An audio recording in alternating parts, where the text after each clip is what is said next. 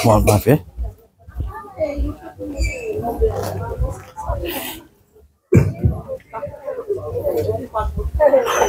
Al-Fatihah. Allah yataqabbalu as-salah wa du'a thumma ila arwahi walidina wa walidikum wa amwatina amwatikum wa amwatil muslimina ajma'in wa ila hadratir ruh liman ijtama'ana hahuna bisababi wa li ajli wa usulihi wa furu'i mudhul huquq alaihim ajma'in. Anna Allah tagashshahum birahmah wal maghfirah wa anna Allah yaghfiru lahum wa yarhamhum wa yu'li darajatihim fil jannati wa yanfa'una bi asrarihim wa anwarihim wa ulumihim wa yu'idu alaina min barakatihim wa nafahatihim fid din wa dunya wal akhirah wa ila hadratin nabiyil mustafa rasulillah sallallahu alaihi wasallam. Al-Fatihah. Ya kana.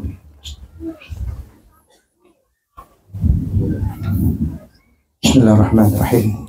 Assalamualaikum warahmatullahi wabarakatuh. Alhamdulillah alladzi khalaqal mauta wal hayat liyabluwakum ayyukum ahsanu amala. Asyhadu an la ilaha illallah wahda wa asyhadu anna Muhammadan abduhu wa rasuluhu wa la nabiyya ba'da. Allahumma salli wa sallim ala sayyidina Muhammadin wa ala alihi wa sahbihi wa mawalah. Allahumma arzuqna fahman nabiyyin wa hifdzal mursalin wa ilhaman malaikatil muqarrabin. Rabbi zidni ilman nafi'an warzuqni fahman wasi'an. Rabbi syrah li sadri amri wahlul 'uqdatam min lisani yafqahu qawli. Rabbi saddid lisani wahyi qalbi bihaqqi sayyidina Muhammadin sallallahu alaihi wasallam. Amma ba'd. Sahibu ta'ziyah, keluarga pemangku duka yang saya hormati, Ketua Kerukunan Pegugutan Bapak Gunawan Ponto yang tadi sudah mewakili keluarga, penasehat, para anggota, para pengurus jamaah masjid, Bapak Imam Nurul Ula, Bapak Imam juga, Ketua Badan Takmir yang saya hormati, hadirin hadirat yang saya muliakan dan yang dirahmati Allah. 100 hari sudah berlalu. Perasaan kita seperti baru kemarin melepaskan dan melaksanakan fardu kifayah dari almarhum. Manusia merencanakan, Allah jua yang menetapkan. Demikian yang kita pahami. Nah, oleh sebab itu, sempat tadi Pak Gunawan Ponto sebagai Ketua Pegugutan, juga Ketua PAN, menyampaikan bahwa ini pengurus akan dibentuk ya, pengurus periode berikut ya, atau putaran. Ya, jadi ada yang bilang, Pak Ustadz boleh masuk. Saya bilang, saya ini bingung, karena saya ini bisa masuk di Pegugutan, boleh di KKSS, boleh di KKIG, dan boleh di KKISNO. Kenapa? Bapak saya punya bapak Gorontalo, marga Datau, Kasim. Ya. Ibunya Sanger Talau, Fam Yakobus.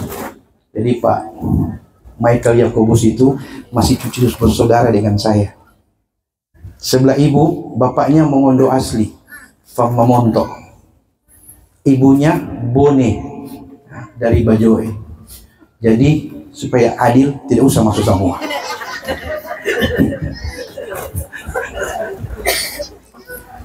Bapak Ibu jamaah yang saya muliakan dirahmati Allah.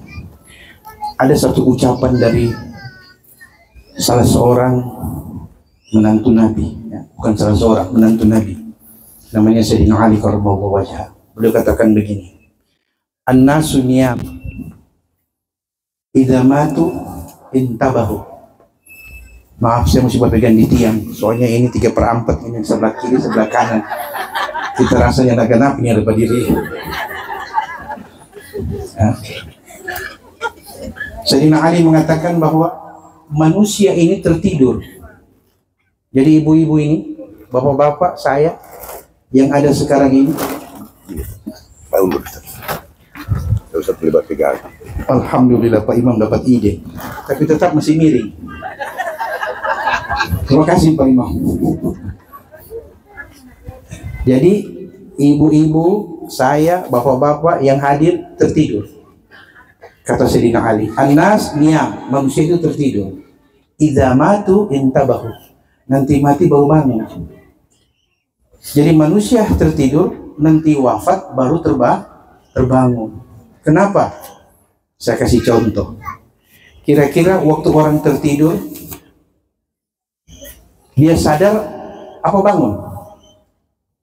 Orang tertidur, dia sadar atau bangun? Tidak sadar. Sengaja dibilang begitu supaya berpikir sedikit. Jadi orang tidur itu tidak sadar. Karena ketidaksadarannya, kadang dia mimpi baik, kadang mimpi buruk. Kalau mimpi baik, dia mau ulang tidak mimpinya itu.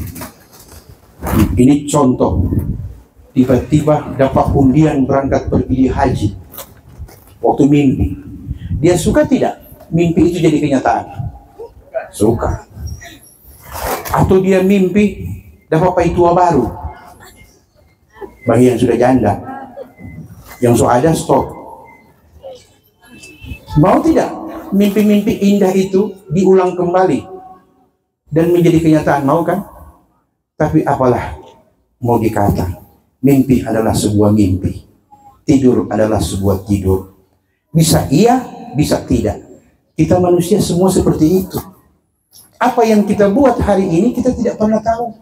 Bahwa ketika kita datang di tempat saudara kita yang kena musibah kematian, namanya ta'ziyah, kita tidak pernah tahu apa yang telah Allah berikan setelah kita pulang nanti dari ta'ziyah ini. Tapi Nabi diberitahu oleh Allah, sampaikan kepada umatmu, siapa yang mendatangi saudaranya dalam keadaan duka karena kematian, wa may yata'azza akhahu bi musibatin illa kasahu Allah yaumal qiyamah min hulalil karamah. Siapa yang mendatangi bertakziah kepada saudaranya yang ditimpa musibah kematian, maka kembalinya ia ke rumah. Janji Allah kepadanya di hari kiamat, Allah berikan dia pakaian kemuliaan sebagai tanda bahwa dia telah menghibur saudaranya yang berduka. Karena takziah itu artinya menghibur, memberi semangat, memberi motivasi. Itu takziah dalam bahasa Arab. Jadi orang yang mendatangi saudaranya karena duka berarti dia menghibur, dan hiburan ini sifatnya pahala. Jadi hiburan di sini bukan berarti kita membuat dia tertawa, kita membuat dia senyum, bukan. Yang dimaksud hiburan di sini adalah bagaimana kita memberikan dia harapan-harapan bahwa yang mati, yang wafat sudah jadi urusan Allah. Anda yang hidup dan kita yang ada akan saling membantu dan menolong ketika kita mengalami kesulitan, dan berbagi ketika kita mengalami kebahagiaan. Ini yang dimaksud takziah. Bisa dipahami, Bu? Nah, pada waktu kita dalam keadaan masih hidup, kita tidak pernah tahu apa yang kita buat. Kita senyum kepada saudara kita, kita tidak pernah tahu nilainya seperti apa. Makanya itu, Bu, Nabi mengatakan, la tahqiranna minal ma'rufi syai'an walau an talqa akhaka biwajhin taliq. Jangan kau anggap remeh amal yang kecil sekalipun, walau itu hanya senyummu kepada saudaramu ketika berjumpa. Nabi bilang, jangan anggap remeh. Karena yang sedikit di hadapan Allah ada nilainya. Sedangkan yang salah, dosa, sebesar apapun dosa itu, tidak ada nilainya di sisi Allah Subhanahu wa Ta'ala. Mari kita buktikan bahwa kebaikan itu ada nilai biar cuma sedikit. Kalau saya, misalnya contoh, saya berbuat kebaikan, saya bukan tokoh masyarakat, bukan siapa-siapa, dan bukan apa-apa, tapi saya ketemu dengan ibu, ketemu dengan bapak, senyum, assalamualaikum. Kira-kira ada tidak kesan itu di hati ibu dan bapak? Ada. Paling tidak, Masya Allah, walaupun orang belum baku kenal, tapi sudah diawal dengan salam dan senyum, berkesan itu senyum itu di hati. Tapi coba kalau baku dapat kong kita bermuka so asal semua jadi dilantik, haga jaha Pak Ibu, wala salam tidak, wala kalam tidak, kira-kira ada nilainya? Apa nilainya? Ya berarti pesombong dan pemakam puji dan. Nah, ucapan ini menunjukkan bahwa kita tidak ada nilainya di hadapan manusia. Hanya karena perbuatan yang kecil, tidak memberi senyum, memberikan wajah yang buruk kepada saudara yang kita jumpai. Ini yang dimaksud oleh Allah. Barang siapa yang melakukan amal seberat debu sekalipun, kau lihat timbangan amal akan bergerak menimbang yang sedikit tadi. Tapi kata Quran, bila engkau datang dengan lautan dosa, ditimbang di timbangan amal tidak akan bergerak, karena memang dosa tidak ada nilainya. Bisa dipaham, Bu? Itu sebabnya Sayyidina Ali mengatakan, orang yang manusia tertidur, nanti dia bangun ketika dia mati. Nanti mati baru tahu. Kalau tahu begitu, hari-hari kita senyum sama dia. Hari-hari biar senyum, kita senyum sendiri. Karena apa? Karena indahnya pahala yang Allah berikan. Itu baru sedikit, baru senyum. Bagaimana kalau bantuan semangat, ucapan, motivasi? Tentu nilainya akan jauh lebih tinggi lagi. Ya, makanya manusia itu boleh sekali-kali mungkin dia salah dan khilaf dalam dosa, tapi jangan biasakan salah dan khilaf menjadi kebiasaan. Bisa dipahami ini? Artinya manusia tidak mungkin tidak ada salah, pasti ada salah. Manusia tidak mungkin tidak ada dosa, pasti ada dosa. Tapi yang ditanya oleh Allah, mana yang lebih banyak, dosanya atau pahalanya? Kalau pahalanya yang banyak, janji Allah surga abadi. Tapi kalau dosanya lebih banyak, ancaman Allah sudah jelas juga. Nah, oleh sebab itu kita manusia diberi pilihan oleh Allah Subhanahu wa Ta'ala. Itu yang pertama. Yang kedua, Ustadz, bagaimana caranya kita menilai, mengukur kedudukan kita di hadapan Allah Subhanahu wa Ta'ala sekarang ini di kala hidup? Bisa. Ibu-ibu mau tahu ibu-ibu sekarang ini di hadapan Allah seperti apa? Kata para ulama, idza aradta an ta'rifa qadraka indallahi, apabila engkau ingin mengetahui kedudukanmu di sisi Allah hari ini, maka apa kata ulama? Fandur aina aqama, lihat di mana engkau berada sekarang ini. Idza syughluk fi dzikri fa'lam, bila engkau sibukkan hari-harimu dengan banyak berzikir, ketahuilah bahwa Allah sedang menggiring Anda untuk selalu ingat kepada Allah dan Allah ingat kepada Anda. Berarti kedudukannya saling mengingat. Wa idza syughluk, tapi kalau kesibukanmu bidunya lebih banyak daripada dunia dibanding akhiratnya, ketahuilah fa'lam, ketahuilah kata ulama bahwa Allah sedang menjauhkan diri daripada kita. Wa idza syughluka bil Quran, tapi bila kau sibukkan hidupmu, hari-harimu dengan sering membaca Quran, fa'lam, ketahuilah annahu, sesungguhnya dia Allah yuridu ayyadhkuraka, bahwa Allah ingin supaya Allah bisa ingat dan bercakap-cakap dengan kita.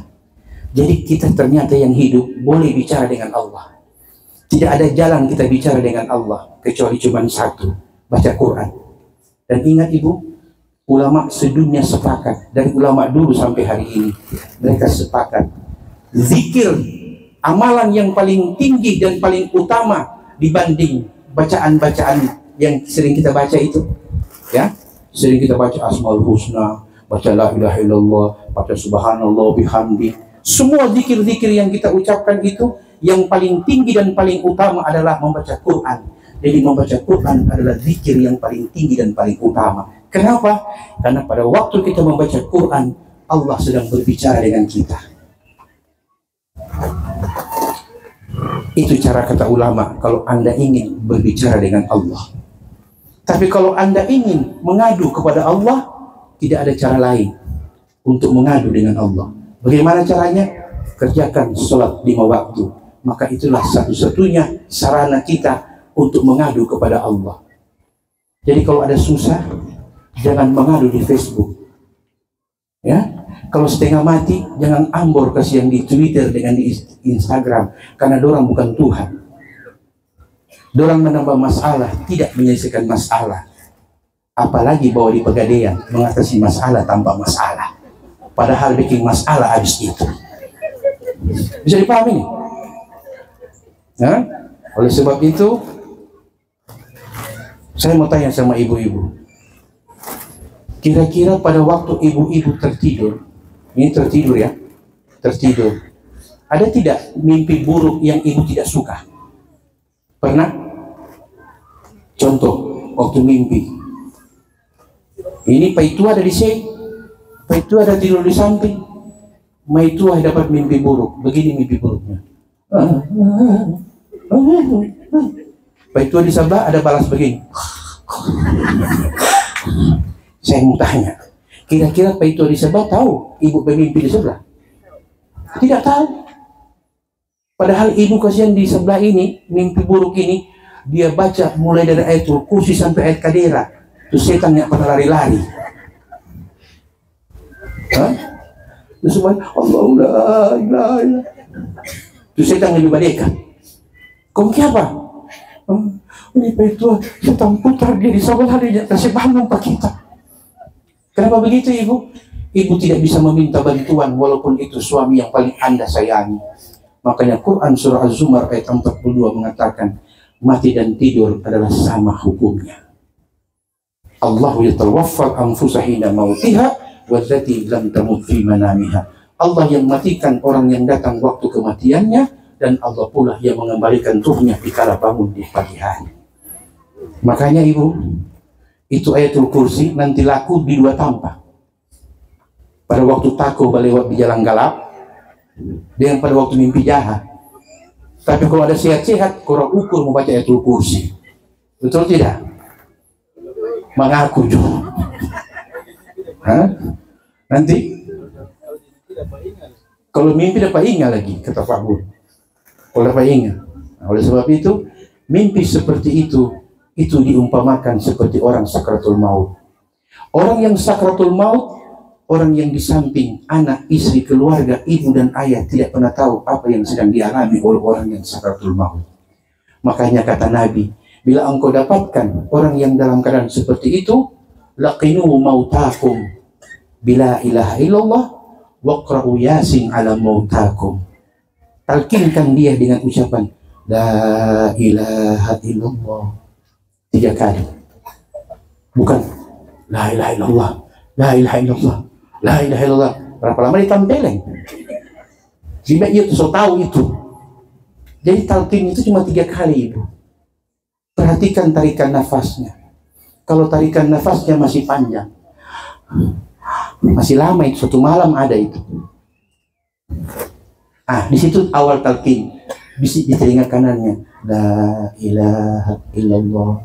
Jangan tunggu nanti dia suara keluar. Kadang-kadang matanya bergerak menunjukkan bahwa dia sedang ikuti kalimat itu.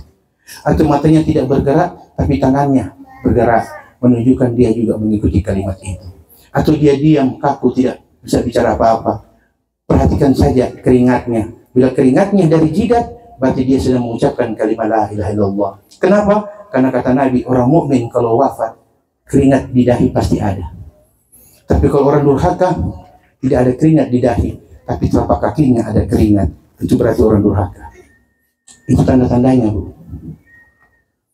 Boleh lanjut? Biar panjang-panjang. Di meja makan lebih panjang. Berpikir. Sesudah kita baca talqin, nafasnya berarti masih lama itu. Istirahat 1 kali. Tunggu nafasnya sudah mulai panjang pendek. Begini, perhatikan nafasnya. Itu talqin 1 kali lagi.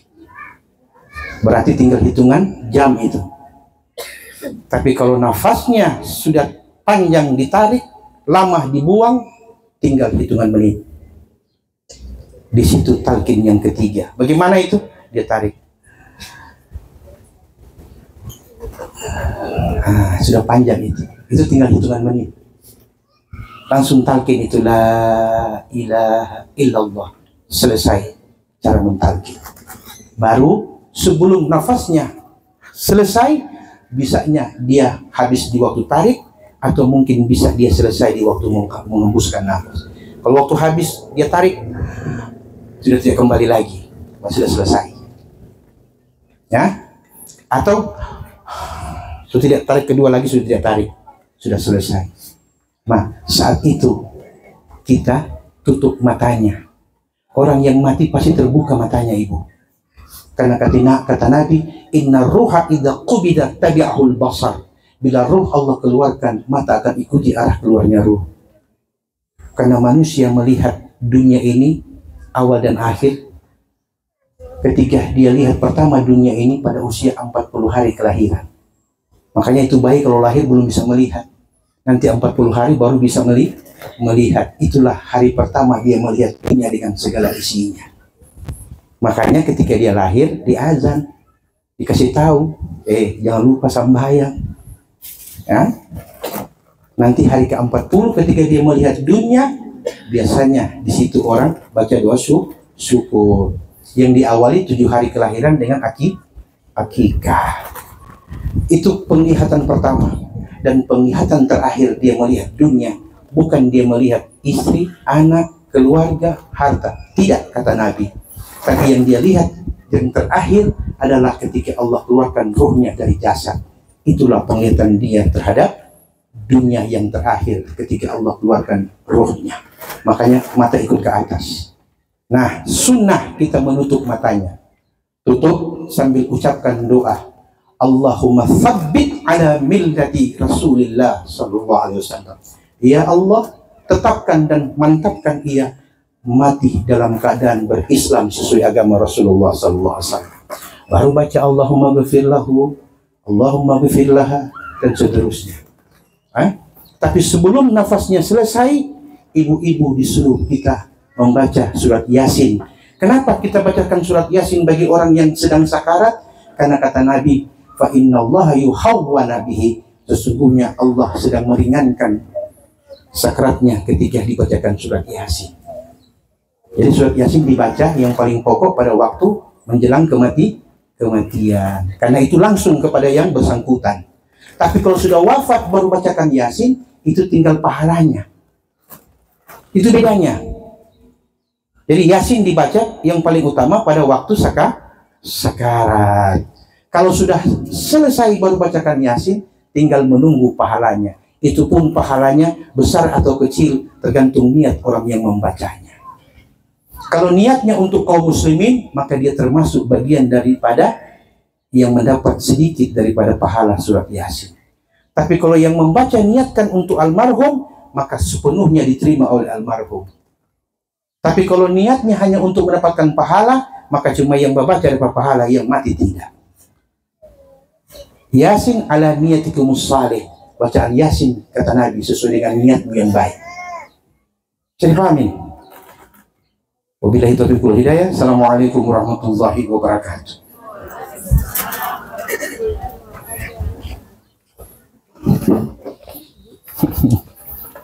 Allah.